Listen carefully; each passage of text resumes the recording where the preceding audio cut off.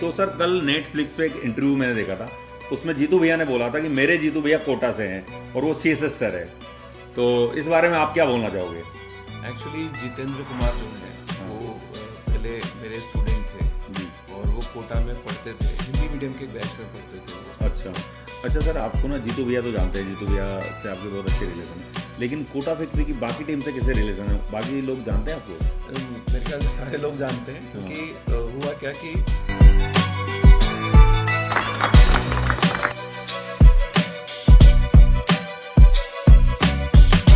तो हेलो बच्चों, मैं हूं महेश मीणा। कोटा की बात यूट्यूब चैनल है मेरा और कोटा की बात करता हूं मैं। और मेरे साथ है आज सीएसएस सर, जो कि आईआईटी बॉम्बे से पास आउट है और अभी एचओडी है फिजिक्स के रिलायबल इंस्टीट्यूट में। तो सर स्वागत है आपका मेरे चैनल पर। Thank you. और आज हम सर से बहुत सारी बातें करेंगे, बहुत सारी पर्सनल बातें करेंगे और बहुत सारी चीज़ें पूछेंगे सर से। तो सर कैसे हैं आप? मैं एकदम बढ़िया, एकदम शानदार। अच्छा। अच्छा सर, अभी आपको पता कोटा फैक्ट्री 3 जो है कि आ चुका है, तो आपने देखा है कभी कोटा फैक्ट्री? हाँ, मैंने देखे हैं दोनों सीजन्स। तो सर कल नेटफ्लिक्स पे एक इंटरव्यू मैंने देखा था। उसमें जीतू भैया ने बोला था कि मेरे जीतू भैया कोटा से हैं और वो सीएसएस सर है। तो इस बारे में आप क्या बोलना चाहोगे?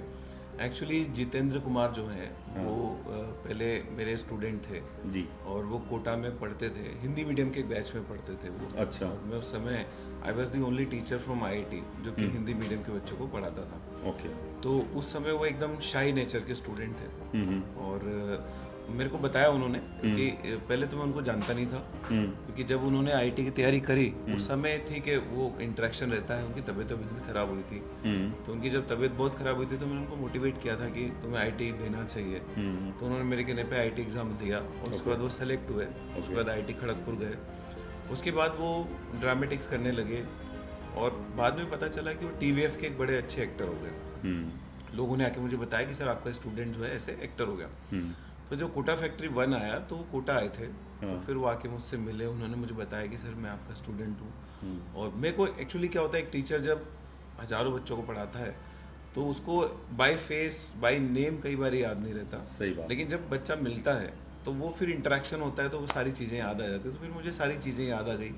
और आप देखो वो मेरे से 2008-9 में पढ़े थे और उसके बाद वो 2021 में आकर के मुझसे वापस मिले। तो इतना लंबा समय था।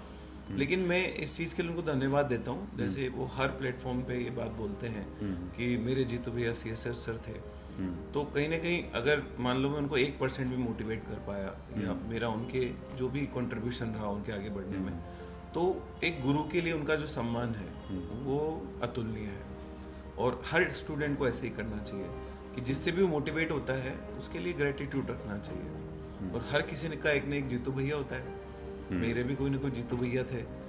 आपके जीतू भैया के कहते हैं कि मैं उनका जीतू भैया हूँ, तो मेरे लिए बहुत बड़ी बात है। अच्छा, की बात है। कोटा फैक्ट्री में जो सबसे जबरदस्त कैरेक्टर था ना, वो जीतू भैया थे। वो पार्ट ऑफ द लाइफ जाकर भी बच्चों की हेल्प करते थे। मतलब रात को कोई बच्चा कहीं फंस गया तो वो जाएंगे, हेल्प करेंगे। और जैसे कि जीतू भैया ने खुद बोला है कि उनके जीतू भैया वो आपके जो पर्सनैलिटी है उससे इंस्पायर होकर उन्होंने वो कैरेक्टर निभाया था। तो ये बात आपको कब पता चली सर? ये बात उन्होंने कोटा फैक्ट्री 1 के दौरान ही मुझे बताई थी। जब वो लॉन्च नहीं हुआ तो उसके पहले बताई थी। उन्होंने कहा था कि सर ऐसा ऐसा सीरियल आ रहा है, वो उसमें मैं एक फिजिक्स टीचर बना हूँ। तो मैंने कई कोटा के कई टीचर्स के जो वीडियोस हैं वो देखे हैं। ठीक है, तो वीडियोस भी मैंने देखे हैं, लेकिन क्योंकि मैं आपसे पढ़ा हूँ 2 साल, तो it is inspired by you and many other teachers. नहीं, जो टीचर्स जिन्होंने मुझे पढ़ाया जी, उनकी कहीं ना कहीं झलक आपको मिलेगी ऐसे करके। जी सर। अच्छा सर, आप लास्ट टाइम जीतू भैया से कब मिले थे? मैं अभी बॉम्बे गया था। तो बॉम्बे हम लोगों ने लंच साथ किया था एक दिन। मेरी फैमिली भी थी। अच्छा। तो लास्ट टाइम वहीं मिले थे। उसके बाद अभी कोटा फैक्ट्री 2 की शूटिंग के दौरान वो आए थे, लेकिन मैं उस समय यहाँ था नहीं। अच्छा। तो उस समय मैं जीतू से तो नहीं मिल पाया था, लेकिन मयूर से, रेवती से, एहसास से और बाकी सब लोगों से मिला था। कोटा फैक्ट्री डायरेक्टर जो थे उसके, वो सब लोग मिले थे कोटा में मुझे। अभी रिसेंटली मेरी अभी आपके आने से पहले ही मयूर से बात हुई फ़ोन पे। मैंने उनको विश किया है कि उनका जो सीज़न है वो हिट हो। जी सर।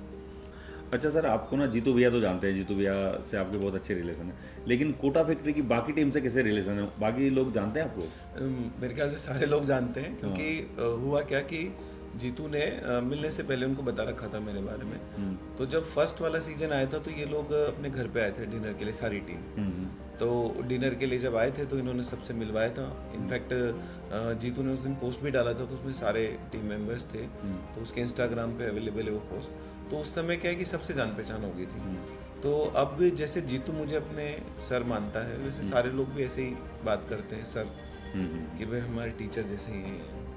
अच्छा सर, इंस्टाग्राम में मैंने जीतू भैया की एक पोस्ट और देखी थी, जैसे कि हर किसी के जीतू भैया होते हैं, मेरे जीतू भैया CSS सर है। ये उसी दिन की पोस्ट है, अच्छा, जब वो उसी घर दिन। पे डिनर के लिए आए थे।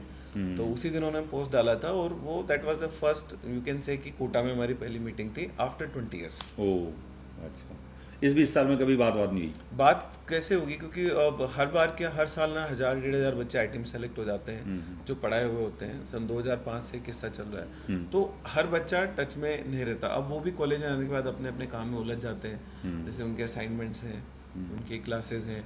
तो कई बार वो जैसे कोटा से निकल रहे हैं, कोटा आए हैं, कोई छोटा भाई बहन पढ़ने आया, तब मिलते हैं, या उनको याद आ गई होली दिवाली तो मैसेज करते हैं। सही बात। तो 20 साल तक जीतू से मेरी कोई बातचीत लगभग ना के बराबर हुई। वो तो जब इन्होंने, हो सकता है कि वो कोटा फैक्ट्री जैसा अगर सीजन नहीं करता, जिसमें कोई फिजिक्स के टीचर का रोल है या कोटा का नाम है, तो हो सकता है उसका कोटा आना नहीं होता, तो शायद हो सकता है कि वो मुलाकात भी नहीं हो पाती। सही बात। अच्छा सर, जीतू भैया के बचपन के बारे में आप कुछ बता सकते हो? जैसे वो आपसे पढ़े तो बहुत सारी चीज़ें आपको पता होगी। जैसे पहले 11th-12th में जब मेरे से पढ़े हैं कोटा में वो, हाँ। तो पहली बात तो वो एक छोटे से गांव के रहने वाले हैं, जैसे मैं भी हूँ। हाँ। मैं कैथून गांव का रहने वाला हूँ, कैरथल के रहने वाले हैं। ओके। कैरथल जो है राजस्थान का एक गांव है, और उसके रहने वाले हूँ, और मैं कैथून का रहने वाला हूँ। तो एक सिमिलरिटी हम दोनों में, दोनों हिंदी मीडियम के थे। अच्छा। तो एकदम पतला दुबला सा एक शाही सा लड़का था, जो कि क्लास से निकलने के बाद मेरी मिमिक्री किया करता था। अच्छा। हाँ, मुझे बाद में पता चला, उसने ही बताया मुझे, सर वो आप घड़ी कैसे रखते थे, कैसे चलते थे, तो कि मैं आपकी मिमिक्री किया करता था। और मतलब बीमार रहता था, थोड़ा पतला दुबला था, तो ये 12th में काफ़ी बीमार हो गया था। और मेहनती बहुत था, लेकिन जुझारू था, जिद्दी था, जैसे कि आप कई बार उसके कैरेक्टर्स में देखते हो। हाँ हाँ। तो जैसे एक आम बच्चा होता है हिंदी मीडियम का, ऐसा था भाई। अच्छा सर, मैंने सुना है कि जीतू भैया ने आपके साथ पढ़ाया भी है, तो वो कब पढ़ाया था आपके साथ? नहीं नहीं, उन्होंने मेरे साथ कभी पढ़ाया नहीं है, लेकिन वो स्टोरी ऐसी है कि एक बार उन्होंने मेरे साथ जो है इंटरव्यू किया था। कोविड के दौरान क्या है कि बच्चे बहुत डिप्रेशन में थे, हाँ। और कोटा फैक्ट्री बनाया था, तो मैंने उनको रिक्वेस्ट किया था कि यार तुम मेरे साथ एक शूट करो। ओके। वो शूट अभी भी अवेलेबल है यूट्यूब पे, तो यूट्यूब चैनल पे हम लोगों ने, उन्होंने लाइव किया था। तो उन्होंने एक्चुअली ना बॉम्बे में पढ़ाना स्टार्ट किया था। वो क्या करते थे कि पार्ट टाइम जो है पढ़ाते थे, ताकि उनका खर्चा चल सके, और मेनली वो एक्टिंग किया करते थे। तो उन्होंने कहा था कि उन्होंने मेरे नोट्स से पढ़ाया था, फिजिक्स ही पढ़ाया? फिजिक्स के नोट्स से पढ़ाया था। जो नोट्स मैंने 11th-12th में उनको पढ़ाए थे यहाँ पे, वही नोट्स उन्होंने यूज़ करे वहाँ पढ़ाने में। और उन्होंने वीडियो में दिखाए भी वो नोट्स बाकायदा उस समय। अगर आप चेक करोगे तो उस वीडियो में अभी भी वो नोट्स हैं। अच्छा अच्छा। अच्छा सर, मैंने सुना है कि जीतू भैया की जो पहली गाड़ी ली थी, उसमें आपने हेल्प करी थी गाड़ी दिलवाने में? हाँ, गाड़ी दिलवाने में हेल्प ऐसे करी थी कि उनको दरअसल पहली थी या दूसरी थी, पर उनकी जो ड्रीम कार थी, हालांकि अभी उनके पास मिनी कूपर है, उसके पहले उन्होंने थार ली थी। ओके। तो हुआ क्या था कि बॉम्बे में बहुत वेटिंग चल रही थी, उनको थार पसंद थी। तो और मैंने यहाँ कोटा में जो डीलर हैं उनसे बात करी कि कैसा संभव है क्या कि कोई गाड़ी किसी की कैंसिल हो रही हो, तो क्या आप दे सकते हो क्या। तो चांस की बात है, जो कलर जीतू को पसंद था, जो कलर उसको पसंद था, जो मॉडल पसंद था, वो किसी की कैंसिलेशन में आई होगी। तो वहाँ चल रही थी 1.5 साल की वेटिंग, और यहाँ पे उसको 3 से 4 महीने में गाड़ी डिलीवर हो गई। कलर कौन सा था? कलर रेड कलर था। अच्छा। और उस गाड़ी को हम दोनों ने, आप गए थे? मैं गया था साथ में। अच्छा। हम दोनों ने डिलीवरी ली थी, उसके पापा भी थे। अच्छा अच्छा अच्छा। अच्छा सर, जीतू भैया कभी आपके घर आए हैं कोटा आने के बाद? मोस्टली हर बार घर आते हैं। अच्छा। जब भी कोटा आते हैं, क्योंकि वो परिवार के सदस्य की तरह ही हैं। तो और जीतू भैया क्या, जो भी बच्चा मेरे से पढ़ता है, जो भी कोटा आता है, मोस्टली वो मिलके जाता है। अभी 4 दिन पहले IIT खड़गपुर के 4 बच्चे आए थे मिलने मेरे से। तो जिनका इंटरेक्शन रहता है वो आते हैं, मिलते हैं, जरूर मिलते हैं। अच्छा सर, कोटा फैक्ट्री में एक डायलॉग है कि पापा लोग भी IITian होते हैं। तो मैं ये सोचता हूँ कि आप एक पापा भी हो, आपकी बेटी का भी रिसेंटली भी IIT में हो गया है ना, और आपने भी वो लाइफ जी हुई है IIT वाली। मतलब आप एक बेटे भी थे जो IITian थे, और एक आप पिता भी हो जो IITian हो। तो दोनों बारे में मैं जानना चाहता हूँ, आपके माता पिता की सोच के बारे में, कि वो किस तरह से आपको सपोर्ट करते थे, और अभी आपने अपनी डॉटर को किस तरह से सपोर्ट किया, ताकि बाकी जो पेरेंट्स आपको देख रहे हैं ना, उनको भी ये हेल्प मिलेगी किस तरह से बच्चों को आईटीएन बनने में या अपना को जो भी एम हो उनका नीट क्लियर करने में किस तरह से सपोर्ट किया जा सकता है। देखो इसमें ऐसा है कि कभी भी ना बच्चे के ऊपर प्रेशर नहीं डालना चाहिए। जैसे चाहे मेरे माता पिता ज़्यादा पढ़े लिखे नहीं थे, लेकिन उन्होंने मुझे हमेशा मोटिवेट किया है कि do whatever you want to do, जो तुम्हारा मन कर रहा है वो करो, और हम जानते हैं कि तुम अच्छा ही करोगे। उनका पूरा भरोसा रहता था मेरे ऊपर कि जो भी तुम करने जा रहे हो अच्छा कर रहे हो। उनको पता भी नहीं था कि आईटी बॉम्बे क्या चीज़ है। क्या करते हैं माता पिता आपके? मेरे माता पिता जो है अभी तो दोनों एक्सपायर हो गए लास्ट 2 साल में, लेकिन मेरे पिताजी LIC एजेंट थे और मदर हाउसवाइफ थी। अच्छा। और हम किसान वाले बैकग्राउंड से हैं, तो बहुत गरीब परिवार से हैं। तो उस समय तो ये तो होता था कि फीस देने के भी पैसे नहीं थे। तो मेरे माता पिता ने तो ये बोला था कि भाई तुम्हें जो सही लग रहा है तुम करो। तो मेरा सब माता पिता जो जिनके बच्चे भी कोटा में पढ़ने आते हैं, IT नीट की तैयारी करते हैं, उसमें सबसे बड़ी चीज़ ये होती है कि भरोसा रखना चाहिए बच्चे पे, और बच्चे को भी रेसिप्रोकेट करना चाहिए कि उसको माँ बाप का भरोसा नहीं तोड़ना चाहिए। Trust is a very important thing. तो मेरे माता पिता का ट्रस्ट मेरे ऊपर था। मेरी बेटी ने जब IT एग्ज़ाम दिया तो मैंने उसको ये बोला कि तुमसे जितना हो रहा है उतना करो। तो उसने काफ़ी मेहनत करी और अभी रिसेंटली उसका IT में सिलेक्शन हुआ है।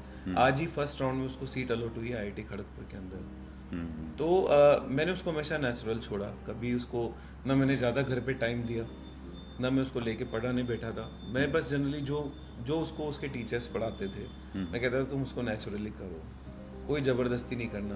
क्योंकि मैंने IT की लाइफ देखी है। देखो 2 बातें मैं इंपॉर्टेंट बोलना चाहता हूँ कि doctor, engineer, IITian, IAS officer whatever, वो किसी के बनाने से नहीं बनते, वो तो होते हैं। ओके। तो जिसमें टैलेंट होता है वो अपने आप बन जाता है। दूसरी बात, इवन आप बड़े से बड़े कॉलेज में चले जाओ, लेकिन आपका एटीट्यूड सही नहीं है, आप अच्छे ईमानदार नहीं, आपके मोरल वैल्यूज़ अच्छी नहीं है, आपका मोरल हाई नहीं है, आप हमेशा कोई ना कोई गड़बड़ करना चाहते हो, आपके एथिक्स अच्छे नहीं हैं, तो आप किसी भी कॉलेज में पढ़ लो, आपको सक्सेसफुल नहीं माना जाएगा। तो IIT is not end of the life कि आप IITian बन गए तो मतलब आप सब कुछ बन जाओगे। वहाँ जाने के बाद भी आपको सीखना पड़ेगा, क्योंकि आप कहीं भी काम करने जाते हो, पब्लिक में जाते हो, तो आप कितनी बार अपना IIT का टैग दिखाओगे। अल्टीमेटली जो चीज़ मैटर करती है वो क्या मैटर करती है कि आपका कैरेक्टर कैसा है, सही बात। आप लोगों से कैसे डील करते हो। तो IIT में जाने के बाद भी अपने को कुछ चीज़ों का ध्यान रखना ही पड़ता है। या अपन टॉप मेडिकल कॉलेज में चले गए मान लीजिए, लेकिन हमारा व्यवहार ही अच्छा नहीं है लोगों के प्रति, तो वो चीज़ों पे काम करना बहुत ज़रूरी होता है। अलॉन्ग विद एजुकेशन हमें एटिकेट्स भी सीखने होते हैं। अच्छा सर, जैसे मैं आप लोगों को देखता हूँ जब भी कोटा के जितने फैकल्टी बहुत बिजी रहते हैं, तो कई बार मन में नहीं आता कि यार मैं फिजिक्स अपनी बेटी को मैं खुद पढ़ाता। अब वो देखो ऐसा है कि मेरे फिजिक्स पढ़ाने से कोई ज़्यादा फर्क भी नहीं पड़ता। मैंने हमेशा ये सोचा कि नेचुरली पढ़ने देते हैं उसको। तो मैं शायद हार्डली 2 साल की IT की तैयारी में उसके साथ 2-5 घंटे बैठा हूँ ना, वो मुझसे डाउट पूछती थी। तो मैं आपको एक चीज़ बताऊँ, एक महेश जी, कोटा का जो कोचिंग सिस्टम है जी। चाहे वो मेडिकल का कोचिंग हो चाहे IT का कोचिंग हो, वो इतना ज़बरदस्त है। अब आप समझिए, मेरे पिताजी 10वीं फेल थे, माताजी 5वीं पास थी, लेकिन मैं कोटा में आने के बाद IITian बन गया। इसका मतलब यहाँ हर उस आदमी के लिए फैसिलिटीज़ है जो उनको अवेल करना चाहता है। तो चाहे जिस कोचिंग में भी बच्चा पढ़ रहा हो, मेडिकल की तैयारी कर रहा हो, IT की तैयारी कर रहा हो, उसको किसी की ज़रूरत नहीं है, कोचिंग में सब कुछ अवेलेबल होता है। तो बीइंग अ फादर, मैं भले उसको घर में हर समय अवेलेबल होता था, लेकिन उसने मेरे साथ शायद ही बहुत कम डाउट पूछे, रेयरली डाउट पूछती थी, क्योंकि सारा काम उसका कोचिंग में हो जाता था। अच्छा, आपने कौन सी कोचिंग से तैयारी करी थी सर? मैंने बंसल क्लासेस से तैयारी करी थी। 1999 में मेरी 392 रैंक आई थी। ओके। और उस समय IIT में लगभग 2000 सीट्स हुआ करती थी। बहुत कम सीट है। हाँ, तो मेरे क्या है कि 392 पे IIT बॉम्बे ज्वाइन किया और मैंने मैकेनिकल लिया था उस टाइम पे, इसलिए। ओके।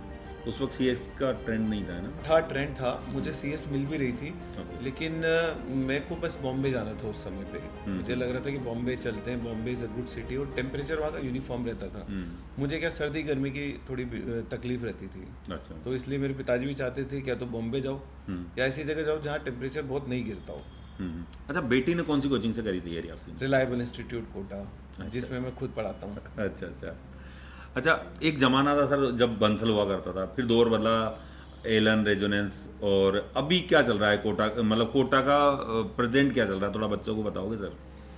कोटा का अच्छा चल रहा है। देखो कोटा जो है उसकी खास बात ये है कि एक सिस्टम है ये, ठीक है। अपन कोई भी ऐसा नहीं बोल सकते कि भाई ये कोचिंग है वो कोचिंग है, ये सब मिल के काम करते हैं।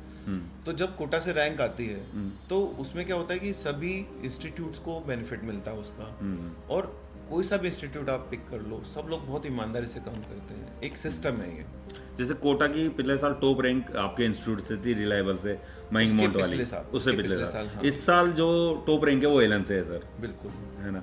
तो पिछली बार आपने जो है कोटा को संभाला था, इस बार एलन ने संभाला है। नहीं देखो, ये अच्छी बात है कि यहाँ किसी भी सिस्टम से रैंक आ जाती है, वो एक अच्छी बात है। उससे क्या होता है, पूरा कोटा का जो है इको सिस्टम है, उसका सिद्ध हो जाता है कि भाई इस इको सिस्टम में बहुत बड़ी ताकत है। रैंक कभी किस इंस्टीट्यूट से आती है, कभी किससे आती है, लेकिन इंपॉर्टेंट चीज़ ये है कि जब कोटा से बाहर ये मैसेज जाता है कि कहाँ से आई, सब कोटा से आई, वो इम्पोर्टेंट है। अच्छी बात है। अच्छा सर, यहाँ पर रैंक तो एक आती है, बहुत सारे बच्चे एवरेज होते हैं जो कि सिलेक्शन लेके जाते हैं, बहुत सारे बच्चों का सिलेक्शन नहीं भी होता, लेकिन फिर भी बच्चे बोलते हैं कि मैं कोटा से कुछ सीख के आया हूँ, लाइफ में काम आएगा मेरे। ये बहुत बड़ी बात है, ये बहुत बड़ी बात है। जैसे मैं आपको एक एग्जांपल बताता हूँ कि जो इंसान 5 या 10 साल आर्मी में जॉब कर लेता है, जी जी, उसके डिसिप्लिन। बाद वो डिसिप्लिन सीख जाता है, वो जिंदगी भर फिट रहता है। बिल्कुल बिल्कुल। मैंने कई ऐसे लोग देखे जो 5-7 साल बाद रिटायर हो गए आर्मी से या एयरफोर्स से, कुछ लोगों को मैं जानता जी। हूँ। तो रिटायर होने के बाद भी वो लोग क्या करते थे, सुबह उठ के भी जॉगिंग करना, अपने आप को फिट रखना, साइकिलिंग करना। हाँ। तो वही आदत होती है, वही हालत इन बच्चों की होती है। ये लोग कोटा में रह करके ना मेहनत करना सीख जाते हैं, अप्स एंड डाउन्स को झेलना सीख जाते हैं, जो कि वैसे भी ज़िंदगी में हमें और जगह भी होते हैं, लेकिन यहाँ पर वो सीख जाते हैं, इंडिपेंडेंट होना सीख जाते हैं। तो लाइफ में उनको ना हमेशा उस बात का फ़ायदा मिलता है। भले ही कुछ बच्चे यहाँ आके मान लो अपने ड्रीम कॉलेज में नहीं पहुँच पाते, कई बार वो ड्रीम मेडिकल कॉलेज में नहीं पहुँच पाते, लेकिन जो लर्निंग लेके जाते हैं ना, वो उनकी पूरी ज़िंदगी काम आती है। अच्छा सर, जैसे आप आईआईटी बॉम्बे गए, तो जो भी जितने भी कोटा के बच्चे होते हैं ना, वो मोस्टली बोलते हैं कि यार हॉस्टल लाइफ तो सबसे प्यारी लाइफ होती है, लेकिन वो लाइफ हमने कोटा में पहले ही जी हुई है। नहीं, आईआईटी की लाइफ थोड़ी डिफरेंट है। देखो कोटा की हॉस्टल लाइफ में क्या होता है कि यहाँ पर एक वो रहता है कि यार अभी आईआईटी क्लियर नहीं हुआ, आईआईटी क्लियर करना है या मेडिकल एग्जाम क्लियर करना है, तो वो थोड़ा सा क्या होता है माइंड में रहता है कि यार अभी क्लियर करना बाकी है। जब आप कॉलेज में होते हो तो आप ऑलरेडी क्लियर कर चुके होते हो। दूसरी बात मैं आपको बताऊं महेश जी, कॉलेज में क्या होता है कि प्रैक्टिकल ज़्यादा होते हैं। जैसे इंजीनियरिंग कॉलेज में भी, मेडिकल कॉलेज में भी थ्योरी की क्लास भी होती है, लेकिन प्रैक्टिकल होता है। तो प्रैक्टिकल में क्या होता है कि आपको उस समय परफॉर्म करना होता है। प्रैक्टिकल का ऐसा होता है कि जिस समय आप लैब में हो, आपने प्रैक्टिकल किया, उसके बाद आप बाहर आए, उसके बाद उसकी कोई हेडेक आपके दिमाग पे नहीं है। दूसरी बात, कैंपस जो लाइफ होती है आईआईटीज़ की या मेडिकल कॉलेजेस की, वो क्या होता है कि अंदर पूरा पूरा एक सिस्टम होता है। वहाँ आप सारे बच्चे एक फैमिली की तरह रहते हो, वहाँ बाहर वाले लोगों का कोई आना जाना नहीं रहता। तो वो एक अलग टाइप की बॉन्डिंग होती है, एक अलग टाइप का मज़ा होता है। हम लोग 8-8 घंटे 9-9 घंटे काम करने के बाद भी बहुत खुश रहते थे आईआईटी में। अच्छा। क्योंकि फिर 2-3 घंटे खेलते थे, बाकी टाइम दोस्तों से बात करना, अपने हॉस्टल की विंग में गप्पे मारना, है ना, कुछ न कुछ जैसे क्रिएटिव करना। आपने सुना होगा आईआईटी में बहुत सारे स्टार्टअप्स होते हैं। हाँ बिल्कुल होते हैं। आज की तारीख में इस देश में जितने भी यूनिकॉर्न हैं, यूनिकॉर्न वो होते हैं जिनकी कंपनी की वर्थ $1 बिलियन से ज़्यादा हो जाती है, वो यूनिकॉर्न होते हैं। Most of the unicorn, maximum unicorn जो है वो आईआईटी से हैं। उसका रीज़न ये है कि बच्चे इतना खुला होता है, उनका समय होता है, उनके पास सोचने का समय होता है, एक्सपेरिमेंट करने का समय होता है, डिस्कशन का समय होता है। तो वो एक बहुत इंपॉर्टेंट एस्पेक्ट होता है उनकी पर्सनैलिटी की ग्रूमिंग में। मैं जब आईआईटी गया था तो मैं हमारे यहाँ की एक लैंग्वेज होती है हाड़ौती, वो बोला करता था। लेकिन जब मैं हॉस्टल में रहा तो मैं वहाँ बढ़िया इंग्लिश बोलना सीख गया, हिंदी बोलना सीख गया, और लोगों से मैंने बहुत सारी चीज़ सीखी। अच्छा। तो एक दिमाग खुल जाता है आपका आईआईटी के अंदर एकदम। अच्छा सर, एक बार ना मेरी सीडीएस से बात हुई थी, तो उन्होंने एक बड़ी अच्छी बात बोली थी, मुझे याद है कि कोटा ना स्पेशल है। मैंने पूछा सर कैसे स्पेशल है, कि कोटा ना जैसे आईफोन है, बाकी जगह के जहाँ पे आईआईटी की तैयारी होती है, नीट की तैयारी होती है, उनको आप नाम ले लो कि सैमसंग है, मोटोरोला है, या जो भी है ना, पर कोटा आईफोन है। तो सर आपको भी ऐसा लगता है क्या? हाँ बिल्कुल लगता है। कोटा की जो पेडागोगी है, कोटा का जो इकोसिस्टम है, वो सब जगह से डिफरेंट है। जैसे मान लीजिए कि आपको मूवीज़ में काम करना है, स्टार बनना है, आपको पिक्चर में काम करना है, तो आप कोटा में रह के वो काम नहीं कर सकते जो आपको बॉम्बे में रह के मिलेगा। आपको पूरा इकोसिस्टम मिलेगा, आपको वहाँ पे स्टूडियोज़ मिलेंगे, आपको वहाँ पे थिएटर मिलेगा, आपको वहाँ पे कलाकार मिलेंगे, डायरेक्टर मिलेंगे, आपके वहाँ पे एक पूरी की पूरी वो एक चेन बन जाएगी। बिल्कुल बिल्कुल। ठीक है, वैसे ही कोटा है। आप किसी कॉम्पिटिटिव एग्जाम की तैयारी करना चाहते हो, आपको जो सुविधा चाहिए मिलेगी। Best coaching institute, best teachers, best study material, systematic testing, आपको मटेरियल मिलेगा, आपको दोस्त मिलेंगे जो आपसे क्वेश्चंस डिस्कस करेंगे। तो एक पूरा माहौल है कोटा का। तो जो सीडीएस सर ने बात बोली बिल्कुल सही बोली है कि कोटा एप्पल है। अब देखो, मेहनत सब लोग करते हैं, ठीक है, मोबाइल सब चलते हैं, लेकिन अच्छे मोबाइल की परफॉर्मेंस अच्छी होती है। तो कोटा की परफॉर्मेंस इसीलिए अच्छी है और उससे बड़ी चीज़, सबसे बड़ी चीज़, कोटा, जब भी कोटा कोई बच्चा आता है ना, जी जो बड़े बड़े सपने लेकर के आते हैं, पूरा कोटा उनके साथ हो जाता है। ऐसा नहीं कि हम कोचिंग इंस्टीट्यूट वाले लोग उनके साथ होते हैं, पूरा सिस्टम है जी जिसमें हॉस्टल वाले आ जाते हैं, जिसके अंदर आपके पीजी वाले आ जाते हैं, मेस वाले लोग आ जाते हैं, ऑटो वाले भैया लोग आ जाते हैं, एवरीबडी, हर आदमी उनके साथ हो जाता है। तब तक उनका साथ नहीं छोड़ता जब तक कि वो अपने टारगेट को पा नहीं लेते। तो ये पूरा सिस्टम लगता है, इसीलिए यहाँ से रिजल्ट आता है, और ऑनेस्ट सिस्टम है। जी जी। ऐसा सिस्टम जैसे कोई चाहे तो मतलब कोटा जैसा सिस्टम कहीं और बन नहीं सकता ना जल्दी से। बन क्यों नहीं सकता? इतनी मेहनत करोगे तो बन जाएगा, पर समय लगेगा, समय क्योंकि लगेगा। इस सिस्टम को बनाने में बड़े बड़े दिग्गज लोग वर्षों से जिन्होंने मेहनत करी है, तब किया है। बंसल सर जो इस कोचिंग के जनक है कोटा में, उसके अलावा हमारे जो एलन के डायरेक्टर्स हैं, उसके अलावा बाकी जो इंस्टीट्यूट्स हैं जिन्होंने फाउंडेशन रखी, और लगातार एथिकली का मतलब होता है कि बिल्कुल ईमानदारी से काम करना, प्रॉपर रिजल्ट दिखाना, प्रॉपर बच्चों की केयर करना, टीचर्स की केयर करना। इन्होंने बहुत वर्षों से मेहनत करी है। आज आप एलन की बात करें तो 35 साल पुराना सिस्टम है। तो इतना लंबा जो है सिस्टम है, वो सिस्टम आज अपने मूलभूत जड़ों की वजह से, अपनी ईमानदारी की वजह से इस लेवल पे मुकाम पे पहुंचा है। Foundation strong. जी जी। अच्छा सर, आप कोटा से तैयारी करी, फिर आईआईटी बॉम्बे चले गए, उसके बाद वापस रिटर्न कैसे आना हुआ कोटा आपका? वो ऐसा हुआ कि आईआईटी बॉम्बे जब मैं पास आउट हुआ तो वहाँ से मेरी जॉब लगी थी। मैं I was assistant manager in Atul chemicals. Okay.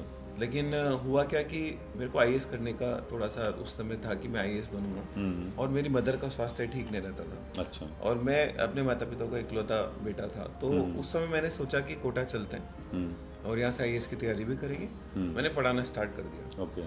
तो मैंने पहले कुछ दिनों के लिए मैथ्स पढ़ाया, कुछ दिनों मैंने ऑर्गेनिक केमिस्ट्री भी पढ़ाई, अच्छा। और अल्टीमेटली फिर मैंने फिजिक्स पढ़ाना शुरू किया।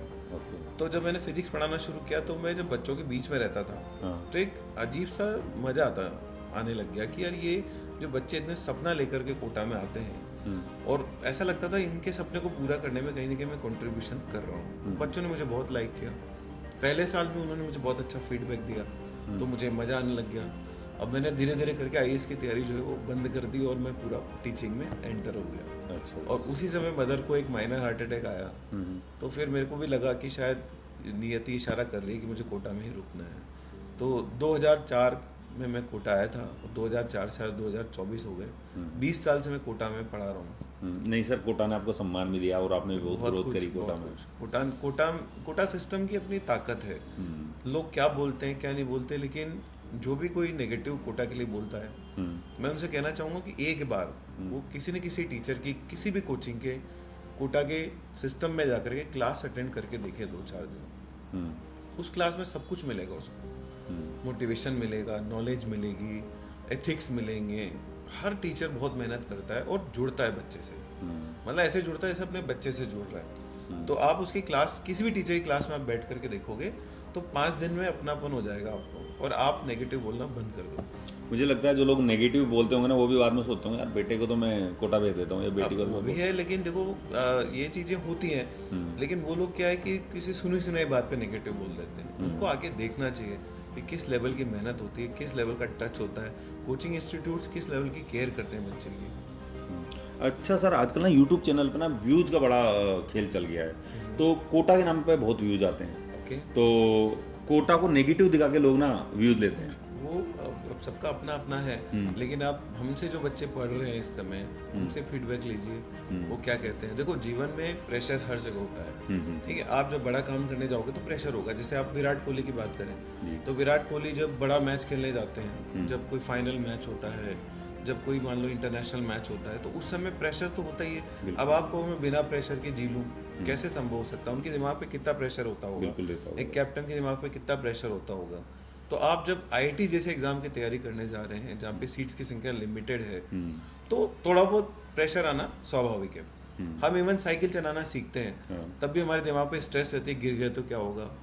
तो ये तो आईआईटी की तैयारी है, तो थोड़ा बहुत हल्का फुल्का प्रेशर माइंड पे रहता है, लेकिन यहाँ का सिस्टम इतना स्मूथ है कि अगर आप रेगुलर रहते हो, रेगुलर होमवर्क करते हो, टाइम पे काम करते हो, डाउट्स पूछते हो, तो आपको पता ही नहीं चलता आप कब आईआईटीएन बन जाते हो, कब आप मेडिकल कॉलेज में एंटर हो जाते हो। ये सिस्टम की ब्यूटी है। पता है स्ट्रेस किसको आता है? किसको आता है? जो टाइम पे काम नहीं करता, जो टीचर्स की बात को फॉलो नहीं करता, वो जो इरेगुलर हो जाता है, डिसिप्लिन नहीं रहता, उसको प्रेशर आता है।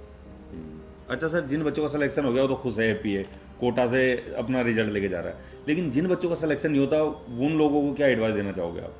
देखो, जिनका सिलेक्शन नहीं होता, जाहिर सी बात है उनके मन में एक दुख तो है ही सही, उस दुख को तो हम कम नहीं कर सकते, लेकिन उनको एक चीज़ माननी चाहिए कि हर एग्ज़ाम में 2 रिजल्ट होते हैं, या तो जीत होती है या सीख होती है।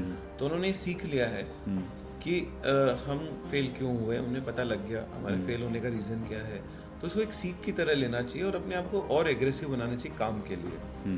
तो मान लीजिए मेरा सिलेक्शन आईआईटी में नहीं हुआ, लेकिन मुझे एनआईटी जाना पड़ रहा है, तो मैं अब इतनी मेहनत करूँ कि मेरी जो नॉलेज है वो आईआईटी वाले बंदे से भी बेटर हो, और 4 साल बाद कोई फर्क नहीं पड़ता आप आईआईटी से हो एनआईटी से हो। फर्क शुरुआत में जरूर हो सकता है ऊपर नीचे हो, कि आईआईटी वालों को ऑप्शन ज़्यादा मिलते हैं, एनआईटी वालों को मान लो उनसे कम मिले, प्राइवेट कॉलेज वालों को और कम मिले, लेकिन अगर कोई भी बच्चा मेहनत करेगा तो वो उस मुकाम पे पहुंच सकता है जहाँ वो जाना चाहता है। तो दिल नहीं छोटा करना और बिल्कुल आगे बढ़ना है, क्योंकि अगर मान लो आज हम फेल हुए हैं तो कुछ ना कुछ सीख दे करके गई है फेल्योर हमें। जी।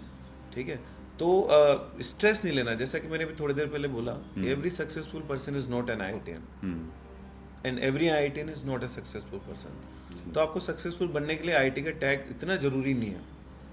आईआईटी का टैग होता है तो थोड़ा सा आसान हो जाता है, अपॉर्चुनिटी ज़्यादा मिलती है आपको, आईआईटी के अंदर जो है बहुत सारी चीज़ें सीखने को ज़्यादा मिलती है, कैरिकुलम बिल्कुल लेटेस्ट होता है, लेकिन नहीं होता तो कोई बात नहीं, जहाँ हमको सीखने को मिल रहा है वहाँ से सीखें और आगे बढ़ें। जी सर, कोटा में लाखों बच्चे आते हैं, लेकिन कोटा आने वाले बच्चों को किन बातों का ध्यान रखना चाहिए?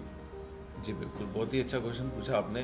कोटा में आने वाले बच्चों को जिन बातों का ध्यान रखना चाहिए, उनमें सबसे एक इम्पॉर्टेंट चीज़ ये है कि जिस भी इंस्टीट्यूट में पढ़ रहे हैं वहाँ पर उनको जो भी करिकुलम दिया गया है, मटेरियल दिया गया है, उसको ईमानदारी से फॉलो करें।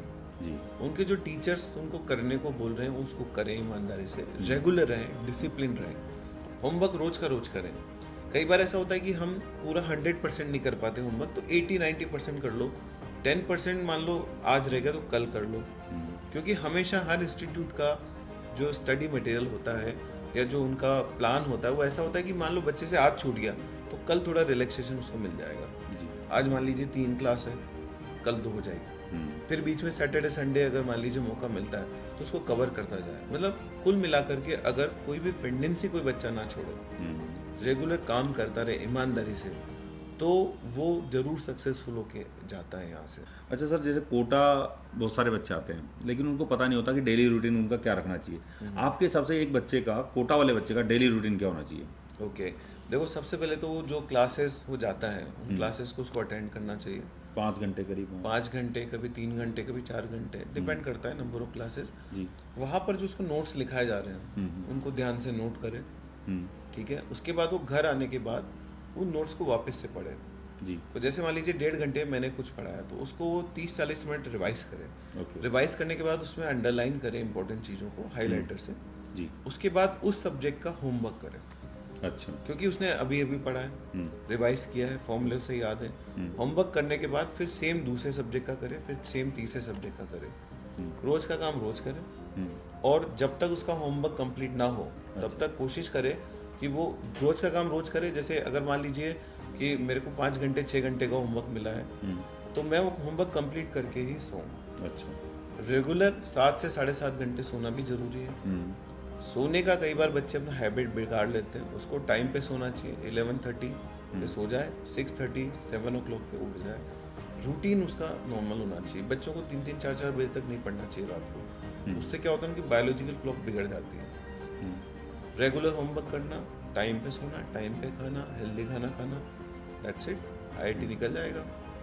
अच्छा, कोटा फैक्ट्री में एक डायलॉग है सर जीतू भैया का कि अगर बैठा नहीं जा रहा तो बैठ जाओ, 8 घंटे बैठना जरूरी है। और रोटी के लिए भी था, एक मेस की रोटी वोटी इतनी दिखाई थी कोटा फैक्ट्री में कि खाई नहीं जाती बच्चों को, तो नहीं खाई जा रही तब भी खा लो। अब वो तो मुझे नहीं पता उनका क्या रहा रिप्रेजेंटेशन, लेकिन देखो ऐसा है कि ज़िंदगी में हम चाहे कोटा आए, चाहे किसी भी शहर में जाएं, वहाँ पे हमें अनुकूल और विपरीत दोनों तरह की परिस्थितियाँ मिलती है, चाहे वो खाने को लेकर हो, चाहे वेदर को लेकर हो। तो जो भी उनका कहने का मतलब रहा होगा, मेरे ख्याल से वो ये कि अनुकूल परिस्थितियों को तो एंजॉय करो और प्रतिकूल परिस्थितियों को नेग्लेक्ट करके आगे बढ़ो। जी। तो अगर मान लीजिए आप किसी ऐसी मैस में हो कि आपको खाना पसंद नहीं आ रहा, लेकिन आपको जीने के लिए खाना खाना है, हेल्दी रहने के लिए खाना खाना है, तो उसको खा जाओ। आईआईटी में भी शुरू शुरू में मैस में अच्छा खाना देते हैं, लेकिन बाद में आईआईटी का खाना भी वो एवरेज खाना हो जाता है। तो हम लोग भी ऐसे ही दाल चावल मिला के खा लेते थे, जो मिलता था सब मिला के पेट भर लेते थे। एक्चुअली कंटिन्यू एक जैसा ही खाना मिलता है ना, अब घर पे तो अपना चेंज हो जाता है। हाँ। एक्चुअली ये प्रॉब्लम रहती है घर वो पे रहता है। और देखो बड़ी बड़ी मैस होती थी आईआईटी में, हाँ। तो एक साथ 500 लोगों का खाना बनता था, तो घर जैसा टेस्ट कई बार नहीं आता। और जैसे मैं बॉम्बे में पढ़ा हूँ, तो बॉम्बे के जो कुक होते हैं उनका टेस्ट मराठी वाला टेस्ट होता है, मैं राजस्थानी हूँ, तो हो सकता है मुझे पसंद कम आ रहा हो, लेकिन हम लोग उसको खा लेते थे क्योंकि हमें को जीना है, 4 साल निकालना है सही आईआईटी के बात है। अंदर। तो मेरे ख्याल से जो आप कह रहे हो ना कि उन्होंने ऐसा कुछ बोला है कि रोटी को ऐसे खा लो, तो वो उनका कहने का मतलब है कि प्रतिकूल परिस्थितियों को नेग्लेक्ट करो, अनुकूल अनुकूल परिस्थितियों को एंजॉय करते हुए आगे बढ़ो, तो आप सक्सेसफुल बनोगे। अच्छा सर, जिस इंस्टीट्यूट में आप पढ़ाते हो, रिलायबल इंस्टीट्यूट, वो किस किस की तैयारी कराता है सर? रिलायबल इंस्टीट्यूट जो है वो 7वीं से लेकर के और 12वीं तक के बच्चों को तैयारी करवाता है। 7वीं से 10वीं तक तो पीएनसीएफ होता है, स्कूल इंटीग्रेटेड प्रोग्राम्स जो होते हैं वो होता है। उसके अलावा 11वीं 12वीं में आईआईटी की तैयारी कराता है। तो रिलायबल प्योरली आईआईटी एडवांस और जेईई मेन के हिसाब से काम करता है। अच्छा सर, मैंने सुना कि कोटा में जो एक फैकल्टी पूल है वो ज़बरदस्त है रिलायबल के पास। देखो रिलायबल के पास जो फैकल्टी पूल है उसका एवरेज एक्सपीरियंस 11 साल या 12 साल उससे ज़्यादा है, तो एक बहुत अच्छा faculty pool no doubt Reliable के पास है। लेकिन ऐसा नहीं है, कोटा तो कोटा है, बाकी इंस्टीट्यूट्स के पास भी बहुत अच्छे फैकल्टी पूल है, but yes reliable also has a very good faculty pool, बहुत अच्छी टीम है रिलायबल की। अच्छा सर, जैसे मयंक मोटवानी की ऑल इंडिया रैंक 5th आई थी रिलायबल से, तो इस साल के सर आपका रिजल्ट सर? इस बार जो है अंडर 100 में तो रिलायबल से रैंक्स नहीं है, लेकिन थाउजेंड्स में ठीक ठाक रैंक्स है। और देखो रिजल्ट्स कई बार अप डाउन हो जाता है। बिल्कुल सर। तो जैसे एक बारी 5th आई, एक बारी 15th रैंक आई रिलायबल से, और एक बारी तो ऐसा था कि टॉप 100 के अंदर 5-6 रैंक्स थी। इस बारी एक भी रैंक नहीं आई, लेकिन हम लोग हमेशा मेहनत करने में विश्वास रखते हैं। जी सर। कई बार ऐसा होता है कि रैंक्स हमारे मन माफिक नहीं आती है, वैसे हमारे लिए हर सिलेक्शन इंपॉर्टेंट है। जिस बच्चे की 5000 रैंक आई वो भी आईटी में जाएगा, तो हमारे अच्छा, लिए वो ऐसा भी एक होता है important ना कि जीतू भैया की बहुत अच्छी रैंक नहीं होगी लेकिन बहुत अच्छा कर रहे हैं अभी लाइफ में। बहुत अच्छा कर रहे हैं, तो वो तो एक बात ही है। Every successful person is not an ITM and every ITM is not a successful person. तो हर ऐसा नहीं कि आईटीएन जाने के बाद भी आप सक्सेसफुल हो जाओगे। तो ज़्यादा इंपॉर्टेंट ये है कि हम अपने आप को डेवलप करें, चाहे वो आईटी में डेवलप करें, चाहे एनआईटी में डेवलप करें, चाहे किसी और कॉलेज में डेवलप करें। हम अपने आप पे फोकस करें कि हम जो कर रहे हैं, जिस समय कर रहे हैं, वो बेस्ट करें।